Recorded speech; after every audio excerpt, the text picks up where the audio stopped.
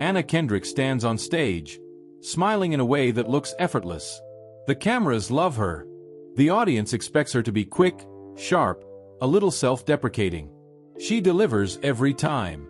Interviews paint her as the relatable star, the one who doesn't take herself too seriously, the one who seems grounded in an industry built on illusion. By the time she became widely known through films like Pitch Perfect and her Oscar-nominated role in Up in the Air, the image was already set. Witty, talented, in control. From the outside, Anna Kendrick's life looks like a straight line upward. A child performer who made it. A Broadway credit before adulthood. A smooth transition into Hollywood. Critical praise. Commercial success. Stability. But that version of the story leaves out almost everything that actually shaped her. Because what Anna Kendrick went through is far more disturbing than most people realize. And by the end of this video, you'll understand the truth no one talks about. Long before the red carpets and late-night interviews, Anna Kendrick's life was defined by something far less glamorous. Pressure.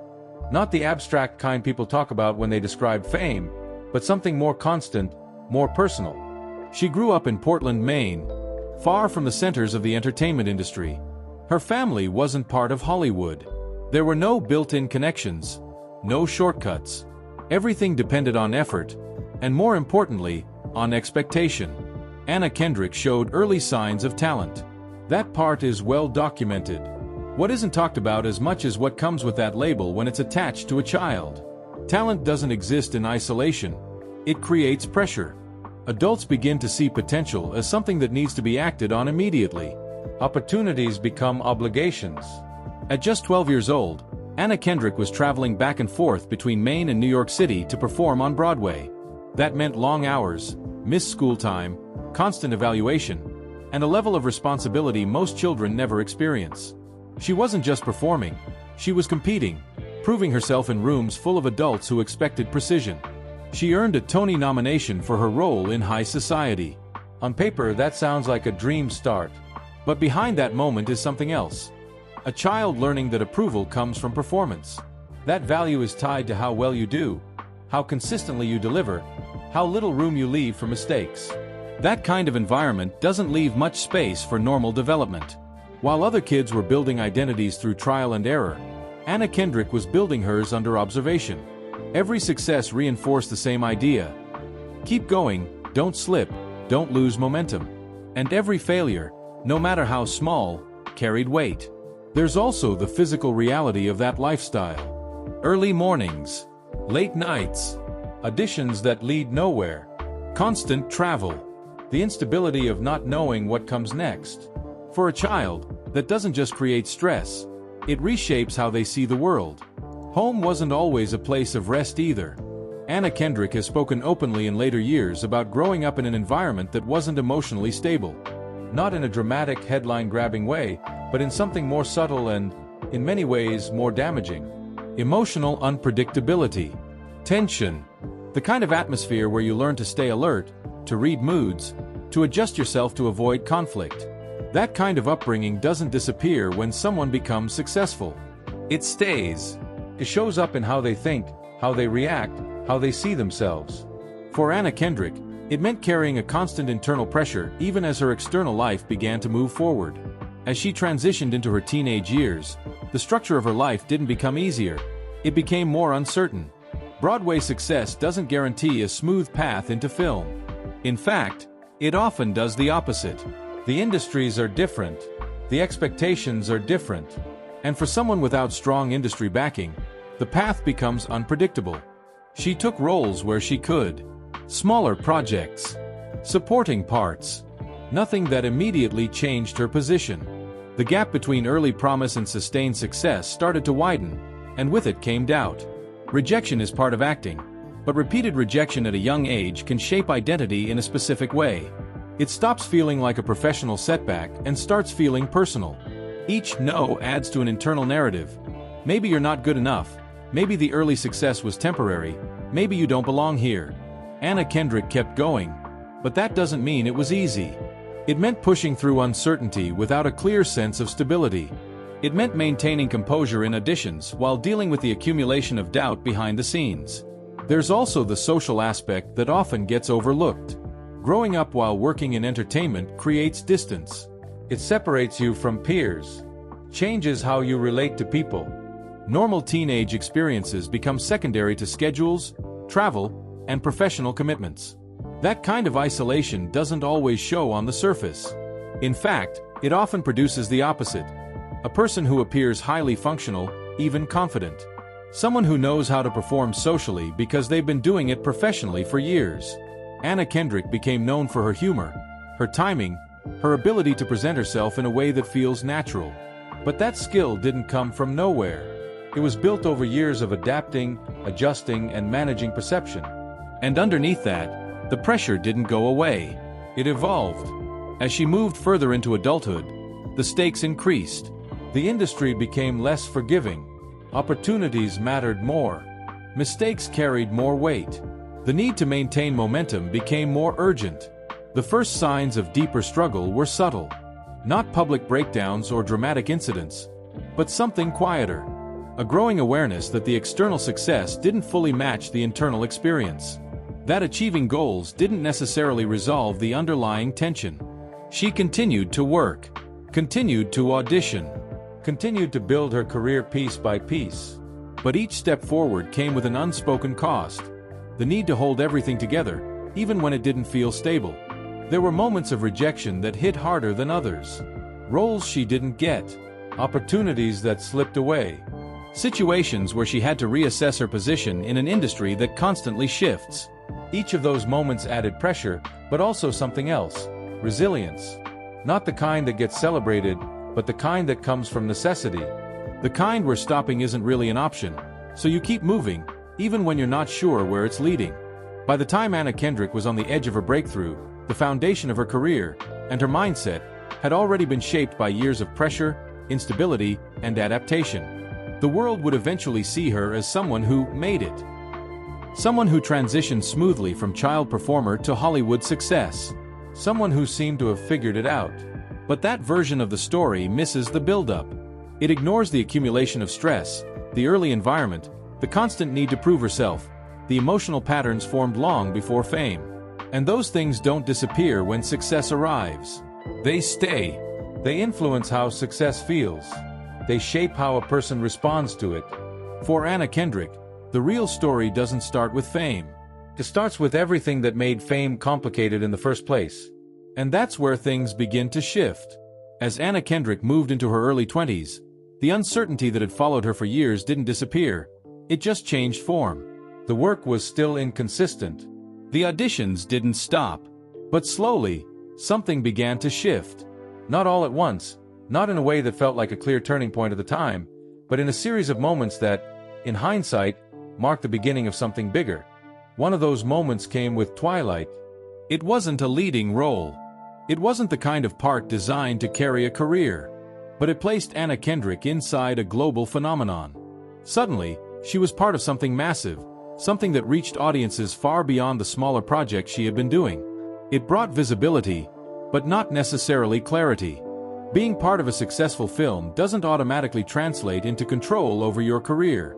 In many ways, it can make things more complicated, because now, expectations change. After Twilight, there was pressure to capitalize on the exposure, to choose the right projects, to move quickly before the industry moved on. But the reality is, those decisions are rarely as straightforward as they seem from the outside. For Anna Kendrick, it meant navigating opportunities without a clear roadmap, trying to balance ambition with uncertainty. Then came the role that would redefine how the industry and the public saw her. Up in the Air. Acting alongside George Clooney, Anna Kendrick delivered a performance that felt precise, controlled, and grounded. It earned her an Academy Award nomination. On paper, this was the breakthrough, the moment where everything clicks into place. But recognition at that level doesn't simplify anything. It raises the stakes. An Oscar nomination creates a new kind of pressure. It changes how roles are offered, how performances are judged, how success is measured. Suddenly, it's not just about working. It's about maintaining a level. About proving that the recognition wasn't a one-time moment. For Anna Kendrick, this meant stepping into a phase of her career where every choice felt heavier. The margin for error narrowed. The expectation to deliver became constant. And then came Pitch Perfect. This was different. Not just another film, but a cultural moment. The kind of project that reshapes public perception overnight. Her performance as Beeka Mitchell introduced her to a wider audience, one that didn't necessarily follow awards or smaller dramas. Suddenly, Anna Kendrick wasn't just a respected actress. She was widely recognizable. With that came something else. A fixed image. The sarcastic, relatable, musically talented lead. The one-liners. The humor. The sense that she was effortlessly herself on screen. It worked. Audiences connected with it. The franchise grew. The attention multiplied. But public identity can become restrictive. When people start to associate you with a specific version of yourself, it becomes harder to move outside of it. Roles start to align with that image. Expectations follow, and breaking away from it carries risk. Behind the success of Pitch Perfect, the workload increased. Filming schedules became tighter.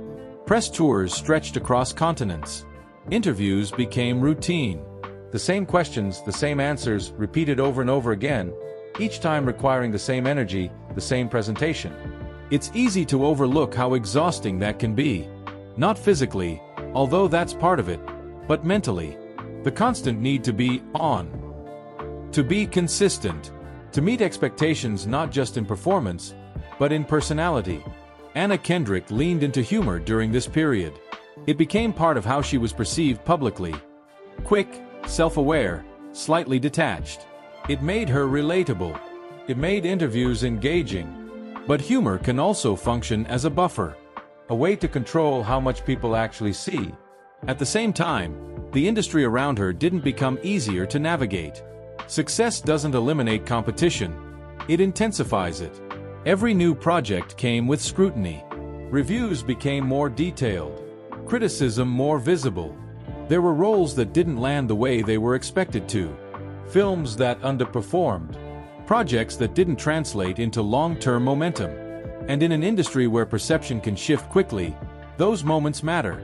For Anna Kendrick, this meant dealing with a cycle that many actors experience but rarely talk about openly. The gap between public success and private uncertainty. From the outside, everything looked stable. Consistent work. Recognition. A growing fan base. Internally, the experience was more complicated. There's a specific kind of pressure that comes from maintaining an image. Not just physically, but emotionally. Being known as the grounded one, the funny one, the one who seems unaffected, it creates an expectation that you'll always be that person. And when your internal state doesn't match that image, it creates tension. Anna Kendrick has spoken in interviews about anxiety, about overthinking, about the constant internal dialogue that doesn't shut off easily. These aren't dramatic revelations. They're subtle, but they point to something deeper. A mind that doesn't fully relax, even when things are going well. That kind of internal pressure doesn't disappear with success. In many cases, it grows alongside it. Relationships also become more complicated at that level of visibility. Privacy becomes limited. Trust becomes harder to establish. The line between personal and public life blurs.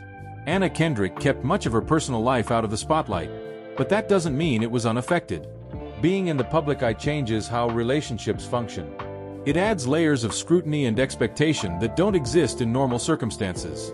There's also the issue of control, or the lack of it. Actors don't control how films are edited, marketed, or received. They don't control how audiences interpret their performances. They don't control the narratives that form around them. For someone like Anna Kendrick, who built her career on precision and awareness, that lack of control can be difficult to reconcile. As her career continued, she took on a range of roles. Some aligned with her established image. Others pushed in different directions. The goal, in many ways, seemed to be balance. Maintaining visibility while trying not to become completely defined by one type of character. But the industry doesn't always reward that kind of balance. There were periods where momentum slowed, where the gap between major projects widened, where the question shifted from "what's next" to "what works?" And underlying all of this was the same pattern that had been there from the beginning. The need to keep moving, to keep proving, to keep adjusting. The difference now was scale. The stakes were higher. The visibility greater. the consequences of missteps more public. From the outside, Anna Kendrick's career during this period looks consistent. A series of films, appearances, performances. No major collapses. No dramatic public incidents. But that's exactly what makes it harder to see what's actually happening. Because not all struggles are visible. Some build slowly, quietly, over time. The pressure to maintain relevance. The effort required to stay mentally balanced in an environment that constantly shifts. The challenge of holding on to a sense of identity when so much of your life is shaped by external forces. For Anna Kendrick, the rise to fame didn't erase the patterns formed early in life. It amplified them. The need to perform. The awareness of being observed. The pressure to meet expectations. The instinct to manage perception. All of it carried forward just on a larger stage. And as the years went on, the gap between how things looked and how they felt didn't close. It widened. Not in a way that immediately breaks everything apart, but in a way that slowly builds toward something else. Something less visible, but more significant. Because the real turning point in Anna Kendrick's story wasn't a single event. It was the accumulation of everything that came before it. As Anna Kendrick moved further into her career, the pattern that had followed her for years, pressure, performance, internal tension, didn't collapse all at once. It tightened. Quietly. Gradually. In a way that didn't attract headlines but changed how everything felt behind the scenes. From the outside, nothing seemed wrong. She was still working. Still appearing in films. Still recognizable. Still maintaining the image people expected. Interviews continued. Public appearances remained controlled. There were no visible breakdowns. No dramatic incidents that signaled something had gone off track. But that's often how it happens. The most difficult periods don't always come with clear markers. They build in private. They take shape in moments that don't look significant from the outside. Long stretches of exhaustion, a growing sense of detachment, the feeling that even success doesn't land the way it's supposed to. Anna Kendrick has spoken, in later reflections, about being in a long-term relationship that she later described as emotionally harmful. Not in a way that immediately appeared obvious, but in something more subtle and difficult to define while it's happening. A dynamic where control, criticism, and instability exist beneath the surface, shaping how a person sees themselves over time. For someone already conditioned to adapt, to manage perception, to keep things functioning no matter what, that kind of situation can go on longer than expected. It doesn't always register as something that needs to be stopped immediately. Instead, it becomes something to manage, to endure, to rationalize. That's where the real strain begins. Because it doesn't exist in isolation. It layers on top of everything else. The career pressure, the public expectations, the internal habits formed early in life. It reinforces the same patterns. Keep going, don't disrupt anything, handle it quietly. Over time, that takes a toll. Not necessarily in a way that shows externally, but internally. In how someone processes stress. In how they interpret their own emotions. In how they respond to situations that should feel straightforward but don't. Anna Kendrick described reaching a point where her body was reacting before her mind fully understood what was happening. Anxiety, tension. A constant sense of unease that didn't have a clear, immediate cause. It wasn't tied to one event. It was the result of accumulation. That's what makes it difficult to recognize in real time. There isn't a single breaking moment where everything stops. Instead, there's a growing realization that something isn't right, even if it's hard to explain why. That the way things feel internally doesn't match the external reality at all. For Anna Kendrick, the shift came gradually. A recognition that the situation she was in wasn't just stressful, it was affecting her sense of self, her confidence, her ability to trust her own reactions. Leaving that kind of environment isn't always immediate. It takes time to process, time to understand, time to accept that what you've normalized isn't actually sustainable. When she eventually stepped away from that relationship, it didn't resolve everything instantly. In many ways, it marked the beginning of a different kind of work. Understanding what had happened, rebuilding a sense of stability, recalibrating how she related to herself and to others. That process isn't visible in the way a career milestone is. It doesn't come with recognition or clear markers of success. It's slower, less defined, and often more difficult. At the same time, her career continued. Projects moved forward. Appearances were made.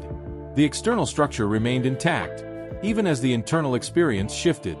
There's a specific kind of dissonance in that situation. Functioning at a high level professionally while dealing with unresolved internal strain. It requires a level of compartmentalization that isn't sustainable long-term. Anna Kendrick didn't frame her experience in extreme terms. She didn't present it as a dramatic collapse or a sudden turning point. Instead, she described something more grounded and, in many ways, more accurate. A slow recognition of patterns, followed by the gradual process of changing them. That's the part most people miss. There's an expectation that difficult periods in someone's life will be obvious, that they'll align with visible events. But often, the most significant changes happen quietly, in decisions that don't make headlines, in realizations that take time to fully understand. For Anna Kendrick, the breaking point wasn't a single moment. It was the point where continuing the same patterns no longer felt possible, where the cost of maintaining everything as it was became too high, even if nothing had visibly collapsed. That kind of shift doesn't look dramatic. It looks like small changes. Setting boundaries. Stepping back. Reevaluating what matters and what doesn't. It also involves confronting things that have been pushed aside for years. Early patterns. Learned behaviors. The connection between past environments and present reactions. That's not easy work. It requires a level of honesty that's uncomfortable. A willingness to see things without the filters that made them manageable before. And a recognition that success doesn't automatically resolve deeper issues. In the years since, Anna Kendrick has appeared more open about certain aspects of her experience. Not in a way that overshares, but in a way that acknowledges complexity. That things can look stable and still feel difficult. That success and struggle can exist at the same time. Her career hasn't stopped. She continues to take on roles, to work, to maintain a presence in the industry. But there's a noticeable shift in how she approaches things. More selective, more measured, less tied to external validation. That doesn't mean everything is resolved. It means the relationship to those pressures has changed. The hidden truth in Anna Kendrick's story isn't something dramatic or sensational. It's something more grounded, that the patterns formed early in life don't disappear when circumstances improve. They follow you. They shape how you experience everything that comes after. And unless they're addressed directly, they continue. What people often misunderstood about Anna Kendrick is the assumption that her outward personality, controlled, humorous, self-aware, meant that everything underneath was equally stable. That being articulate about your experience means you're not affected by it in the same way. But awareness doesn't cancel out impact. If anything, it can make it more complex. You see what's happening, but that doesn't mean you can immediately change it. It takes time. And often, it takes reaching a point where continuing the same way isn't an option anymore. Where Anna Kendrick is now isn't defined by a single narrative. It's not a clean resolution or a fixed endpoint. It's a continuation, but with a different level of awareness. She's spoken about understanding her own patterns more clearly. About recognizing the environments that don't work for her. About the importance of stability, not just professionally, but personally. There's less emphasis on maintaining a specific image, and more on maintaining something internal that doesn't rely entirely on external feedback. That's a quieter kind of progress. Less visible, but more significant. Because in the end, the story isn't about a rise and a fall. It's about what happens when someone builds a life under pressure, carries that pressure into success, and then has to figure out how to separate the two. It's about understanding that what looks stable from the outside can feel completely different from the inside, and that the real work often starts long after the moment people think you've made it. So, what do you think about Anna Kendrick's real story behind the fame? Let us know in the comments below. If you found this story interesting, make sure to like the video and subscribe. We uncover the real lives behind public figures, the parts most people never see. Until next time.